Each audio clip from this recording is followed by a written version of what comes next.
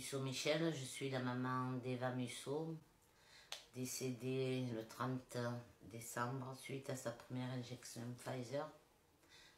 Ma fille a été vaccinée uniquement pour pouvoir faire un soin qui était prévu au mois de février 2022. Moi, je suis toujours sceptique. Je me dis, maman, allez, on s'en fout, de toute manière, tout le monde se fait vacciner. Et je me donne en pâture, c'est-à-dire que je me fais vacciner avant. Vu que moi j'avais eu déjà plusieurs pathologies, s'il y avait quelqu'un qui craignait, c'était moi. Et ben elle se fait vacciner. Dès lors, elle a un hématome qui lui sort le soir même. Mais bon, elle me dit, mais non, maman, c'est rien, tu vas voir, c'est parce que je marque vite. Dès le lendemain, maux de tête. Troisième jour, maux de tête avec Aura.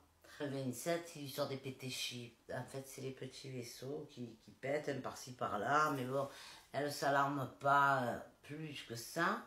Le 29, elle m'appelle à 18 h parce que j'étais en course. Je vois que sa voix est belle et tout. Elle me dit, excuse-moi, maman, j'ai dormi toute la journée. Je dis, ben, c'est pas grave. Et le 30, alors là, le 30 au matin, je pars au marché, ma fille, la seconde, elle m'appelle au secours. Donc j'arrive à fond. Pour moi, elle faisait soit un choc septique, soit une occlusion intestinale.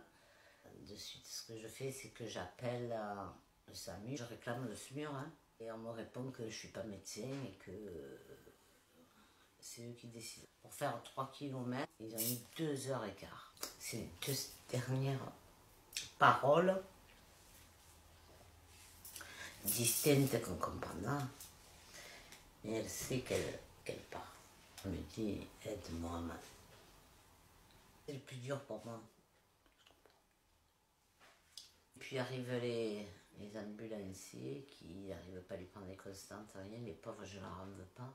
Parce qu'ils ont rappelé le SAMU en disant que c'était un patient Glasgow 11 qui ne voulait pas la prendre et tout. Et l'autre derrière son téléphone qui insiste, on la descend là, non, puis bon. Donc elle s'en va avec l'ambulance et sur le chemin, elle fait l'arrêt cardiaque. Donc les urgences de Nord, il n'y a rien à dire parce que ils ont été vraiment très professionnels. Première chose que je demande, je dis, moi, je vous dis que c'est le vaccin, je vous dis que c'est le vaccin. Tout le monde acquiesce, ne serait-ce qu'avec les yeux. On n'a pas besoin de paroles, on n'a pas besoin de dire oui ou non.